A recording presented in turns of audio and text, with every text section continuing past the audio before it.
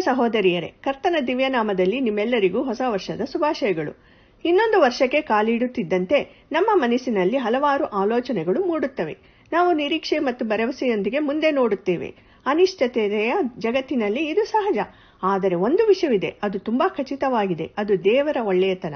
ನಾಹುಮ 1:7. ಯೆಹೋವನು ಒಳ್ಳೆಯವನು, ಇಕ್ಕಟ್ಟಿನ ದಿನದಲ್ಲಿ ಆಶ್ರಯ ದುರ್ಗವಾಗಿದ್ದಾನೆ, ತನ್ನ ಮೊರೆ ಹೊಕ್ಕವರನ್ನು ಬಲ್ಲನು. ದೇವರು ಒಳ್ಳೆಯವನು ಮತ್ತು ಆತನು ಒಳ್ಳೆಯದನ್ನೇ ಮಾಡುತ್ತಾನೆ. ನಮ್ಮ ಒಳ್ಳೆಯದಕ್ಕಾಗಿ, ಅಮೂಲ್ಯವಾದ ಪಾಠಗಳನ್ನು ಕಲಿಯುವುದಕ್ಕಾಗಿ ಆತನು ನಮಗೆ ತನ್ನ ವಾಕ್ಯವನ್ನು, ಸತ್ಯವೇದವನ್ನು ಕೊಟ್ಟಿದ್ದಾನೆ. ಕೀರ್ತನೆಗಳು 34:8. ಯೆಹೋವನು ಸರ್ವೋತ್ತಮನೆಂದು ಅನುಭವದಿಂದ ತಿಳಿದುಕೊಳ್ಳಿರಿ, ಆತನನ್ನು ಆಶ್ರಯಿಸಿಕೊಂಡವರು ಎಷ್ಟೋ ಧನ್ಯರು. ಪ್ರೀತಿಯ ದೇವರ ಒಳ್ಳೆಯತನವನ್ನು ಇಲ್ಲಿಯವರೆಗೆ ಸವಿಯದವರು ಯಾರಾದರೂ ಇದ್ದರೆ ಈ ದಿನವೇ ರಕ್ಷಣೆಯ ದಿನ, ಯೇಸು ಕ್ರಿಸ್ತನನ್ನು ರಕ್ಷಕನನ್ನಾಗಿ ಸ್ವೀಕರಿಸುವುದಕ್ಕೆ. ಯೋಹಾನ 3:16. ದೇವರು ಲೋಕದ ಮೇಲೆ ಎಷ್ಟೋ ಪ್ರೀತಿಯನ್ನಿಟ್ಟು ತನ್ನ ಒಬ್ಬನೇ ಮಗನನ್ನು ಕೊಟ್ಟನು. ಆತನನ್ನು ನಂಬುವ ಒಬ್ಬನಾದರೂ ನಾಶವಾಗದೆ ಎಲ್ಲರೂ ನಿತ್ಯ ಜೀವವನ್ನು ಪಡೆಯಬೇಕೆಂದು ಆತನನ್ನು ಕೊಟ್ಟನು. 1 ಯೋಹಾನ 1:9. ನಮ್ಮ ಪಾಪಗಳನ್ನು ಒಪ್ಪಿಕೊಂಡು ಅರಿಕೆ ಮಾಡಿದರೆ ಆತನು ನಂಬಿಕಸ್ಥನೂ ನೀತಿವಂತನೂ ಆಗಿರುವುದರಿಂದ ನಮ್ಮ ಪಾಪಗಳನ್ನು ಕ್ಷಮಿಸಿಬಿಟ್ಟು ಸಕಲ ಅನೀತಿಯನ್ನು ಪರಿಹರಿಸಿ ನಮ್ಮನ್ನು ಶುದ್ಧಿ ಮಾಡುವನು. ಕೀರ್ತನೆಗಳು 25:8. ಯೆಹೋವನು ದಯಾಳುವೂ ಸತ್ಯಸ್ವರೂಪನೂ ಆಗಿದ್ದಾನೆ. ನಾವು ಆಧ್ಯಾತ್ಮಿಕವಾಗಿ ಹೇಳಿಕೆ ಬೆಳೆಯಬೇಕೆಂದು ದೇವರು ಅಪೇಕ್ಷಿಸುತ್ತಾನೆಂದು ಇಂದು ನಾವು ಎಫೆಸದವರಿಗೆ 5:15-20 ಮೂಲಕ ಕಲಿಯೋಣ. ಮೊದಲನೆಯದು, ಜಾಗರೂಕರಾಗಿರಿ. ವಚನ 15-17. ಆದ ಕಾರಣ ನೀವು ನಡಕೊಳ್ಳುವ ರೀತಿಯನ್ನು ಕುರಿತು ಚೆನ್ನಾಗಿ ನೋಡಿಕೊಳ್ಳಿರಿ, ಜ್ಞಾನವಿಲ್ಲದವರಾಗಿರದೆ ಜ್ಞಾನವಂತರಾಗಿರಿ. ಈ ದಿನಗಳು ಕೆಟ್ಟವುಗಳಾಗಿವೆ. ಆದದರಿಂದ ಕಾಲವನ್ನು ಸುಮ್ಮನೆ ಕಳಕೊಳ್ಳದೆ ಅದನ್ನು ಬೆಲೆಯುಳ್ಳದೆಂದು ಉಪಯೋಗಿಸಿಕೊಳ್ಳಿರಿ. ಮತ್ತು ಬುದ್ಧಿಹೀನರಾಗಿ ನಡೆಯದೆ ಕರ್ತನ ಚಿತ್ತವೇನೆಂಬುದನ್ನು ವಿಚಾರಿಸಿ ತಿಳಿದವರಾಗಿರಿ. ಜೀವನದಲ್ಲಿ ಜಾಗರೂಕರಾಗಿರಿ. ನೀವು ಬದುಕುವ, ನಡಕೊಳ್ಳುವ ರೀತಿಯಲ್ಲಿ ಜಾಗರೂಕರಾಗಿರಿ. ಬುದ್ಧಿವಂತರಾಗಿರಿ. ನಿಮ್ಮ ಸಮಯದೊಂದಿಗೆ ಜಾಗರೂಕರಾಗಿರಿ. ಇದು ದೇವರ ಸಮಯ. ಜ್ಞಾನವಂತರಾಗಿರಿ. ಎಲ್ಲಾ ವಿಷಯಗಳಲ್ಲಿ ಕರ್ತನ ಚಿತ್ತವನ್ನು ಹುಡುಕಿರಿ. ಪ್ರತಿದಿನ, ಪ್ರತಿಯೊಂದು ವಿಷಯದಲ್ಲಿ, ಎಲ್ಲಾ ಸಮಯದಲ್ಲಿ. ನಮಗೆಲ್ಲ ತಿಳಿದಿದೆ, ಆತುರ, ಚಿಂತೆ, ಕೆಲಸದ ಒತ್ತಡ ಇವೆಲ್ಲವುಗಳು ಅಪಘಾತಗಳಿಗೆ ಕಾರಣವಾಗುತ್ತವೆ ಎಂದು. ಆಧ್ಯಾತ್ಮಿಕ ಕ್ಷೇತ್ರದಲ್ಲಿಯೂ ಇದೇ ಆಗಿದೆ. ನಾವು ಜೀವನದಲ್ಲಿ ಸರಿಯಾಗಿ ಗಮನ ಹರಿಸದಿದ್ದರೆ ನಾವು ಬಳಲುತ್ತೇವೆ ಮತ್ತು ಹೆಚ್ಚಿನ ಸಮಯ ನಾವು ಆಧ್ಯಾತ್ಮಿಕವಾಗಿ ಕೇಂದ್ರೀಕೃತವಾಗಿರುವುದಕ್ಕಿಂತ ಹೆಚ್ಚಾಗಿ ಲೌಕಿಕ ಅಥವಾ ಭೂಸಂಬದ್ಧವಾದವುಗಳ ಮೇಲೆ ಕೇಂದ್ರೀಕೃತವಾಗಿರುತ್ತೇವೆ. ದೇವರು ನಮ್ಮಲ್ಲಿ ನಿರೀಕ್ಷಿಸುವಂತೆ ನಾವು ಆಧ್ಯಾತ್ಮಿಕ ವಿಷಯದಲ್ಲಿ ನಮ್ಮ ಸ್ಥಿತಿ ಹೇಗಿದೆ? ಇದರ ಬಗ್ಗೆ ಪ್ರಾಮಾಣಿಕವಾಗಿರೋಣ.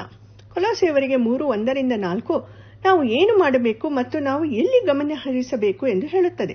ಆದ ಕಾರಣ ನೀವು ಕ್ರಿಸ್ತನೊಂದಿಗೆ ಎಬ್ಬಿಸಲ್ಪಟ್ಟಿರುವುದರಿಂದ ಮೇಲಿರುವವುಗಳನ್ನು ಹುಡುಕಿರಿ. ಅಲ್ಲಿ ಕ್ರಿಸ್ತನು ದೇವರ ಬಲಗಡೆಯಲ್ಲಿ ಆಸನಾರೂಢನಾಗಿದ್ದಾನೆ. ಮೇಲಿರುವವುಗಳಂತಗಳ ಮೇಲೆ ಮನಸ್ಸಿಡಿರಿ, ಭೂಸಂಬಂಧವಾದವುಗಳ ಮೇಲೆ ಇಡಬೇಡಿರಿ. ಯಾಕೆಂದರೆ ನೀವು ಸತ್ತಿರಲ್ಲ, ನಿಮ್ಮ ಜೀವವು ಕ್ರಿಸ್ತನೊಂದಿಗೆ ದೇವರಲ್ಲಿ ಮರೆಯಾಗಿ ಇಟ್ಟಿದೆ. ನಮಗೆ ಜೀವವಾಗಿರುವ ಕ್ರಿಸ್ತನು ಪ್ರತ್ಯಕ್ಷನಾಗುವಾಗ ನೀವು ಸಹ ಆತನ ಜೊತೆಯಲ್ಲಿ ಪ್ರಭಾವದಿಂದ ಕೂಡಿದವರಾಗಿ ಪ್ರತ್ಯಕ್ಷರಾಗುವಿರಿ.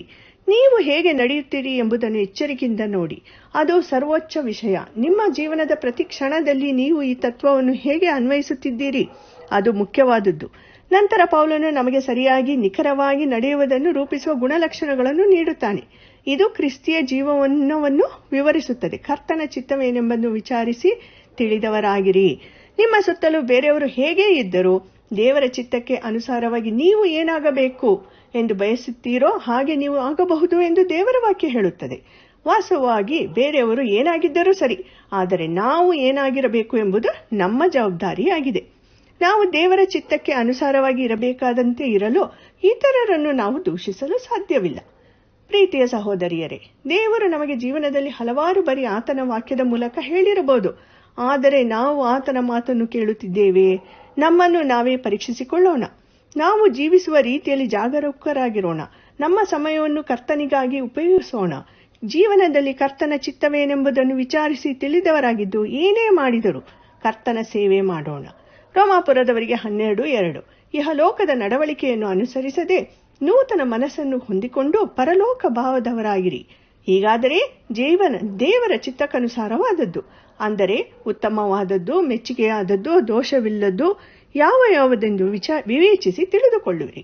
ಎರಡನೆಯದು, ಪವಿತ್ರಾತ್ಮ ಭರಿತರಾಗಿ ಚಿಂತನಶೀಲರಾಗಿರಿ. ನಮ್ಮೊಳಗೆ ವಾಸಿಸುವ ದೇವರ ಆತ್ಮನ ಬಗ್ಗೆ ಚಿಂತನಶೀಲರಾಗಿರಿ.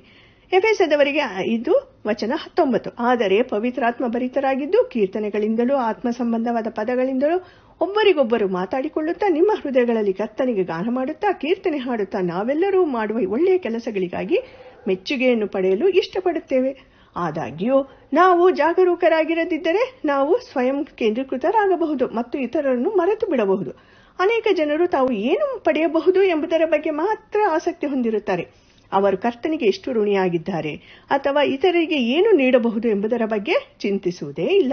ನಮ್ಮ ಆಲೋಚನೆ ಮತ್ತು ನಮ್ಮ ಜೀವನವನ್ನು ಮಾರ್ಗದರ್ಶನ ಮಾಡಲು ಸಹಾಯ ಮಾಡುವ ಕೆಲವು ಪ್ರಮುಖ ವಚನಗಳನ್ನು ನಾವು ನೋಡೋಣ. 1 ಕೊರಿಂಥದವರಿಗೆ 10:31. ಹೀಗಿರಲಾಗಿ ನೀವು ಉಂಡರೂ ಕುಡಿದರೂ ಇನ್ನೇನು ಮಾಡಿದರೂ ಎಲ್ಲವನ್ನೂ ದೇವರ ಘನತೆಗಾಗಿ ಮಾಡಿರಿ. ಗಲಾತ್ಯದವರಿಗೆ 5:13. ಸಹೋದರರೇ, ನೀವು ಸ್ವತಂತ್ರರಾಗಿರಬೇಕೆಂದು ದೇವರು ನಿಮ್ಮನ್ನು ಕರೆದನು. ಆದರೆ ನಿಮಗಿರುವ ಸ್ವಾತಂತ್ರ್ಯವನ್ನು ಶರೀರಾಧೀನ ಸ್ವಭಾವಕ್ಕೆ ಆಸ್ಪದವಾಗಿ ಬಳಸದೆ ಪ್ರೀತಿಯಿಂದ ಒಬ್ಬರಿಗೊಬ್ಬರು ಸೇವೆ ಮಾಡಿರಿ. ಗಲಾತ್ಯದವರಿಗೆ 6:2. ಒಬ್ಬರು ಮತ್ತೊಬ್ಬರ ಭಾರವನ್ನು ಹೊತ್ತಿಕೊಳ್ಳಲಿ, ಹೀಗೆ ಕ್ರಿಸ್ತನ ನಿಯಮವನ್ನು ನೆರವೇರಿಸಿರಿ. ಗಲಾತ್ಯದವರಿಗೆ 6:9-10.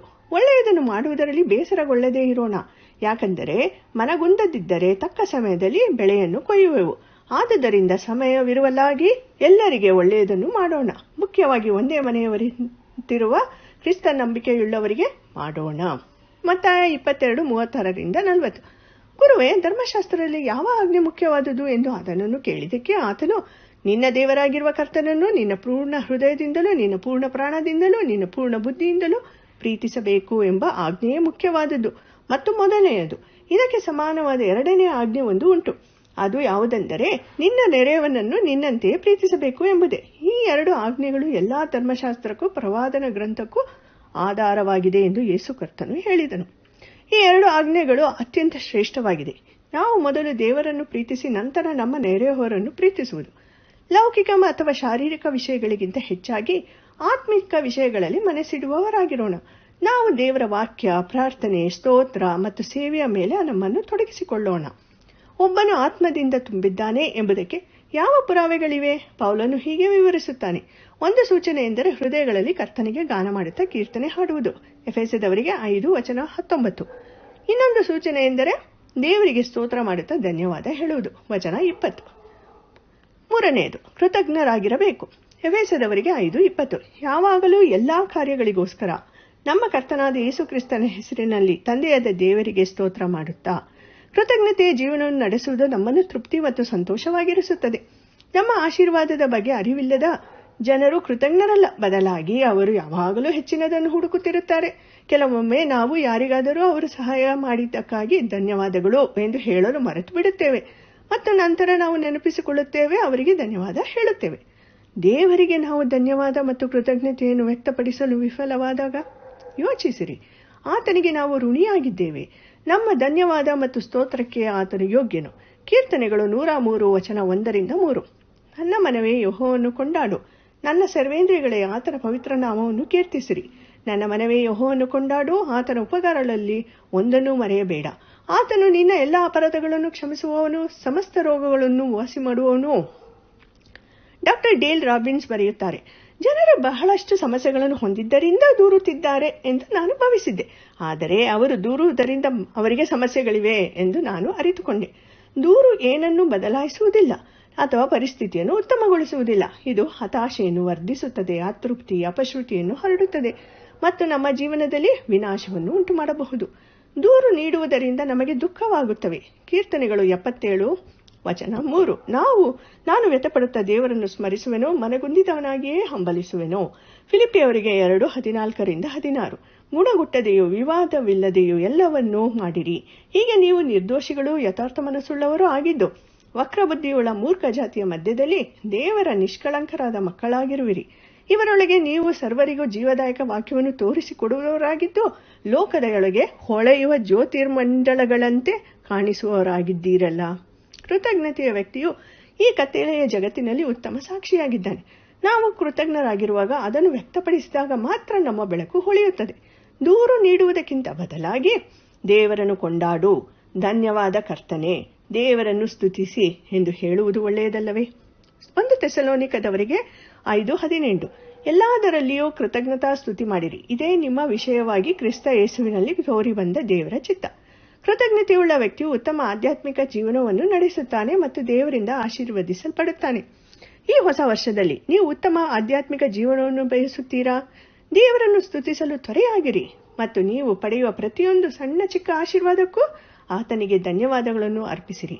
ನಮ್ಮ ಆಧ್ಯಾತ್ಮಿಕ ಜೀವನವನ್ನು ಉತ್ತಮಗೊಳಿಸಲು ಎಫೆಸದವರಿಗೆ 5:15-20 ಕೆಲವು ಉತ್ತಮ ಸಲಹೆಗಳನ್ನು ಕಲಿತೆವು.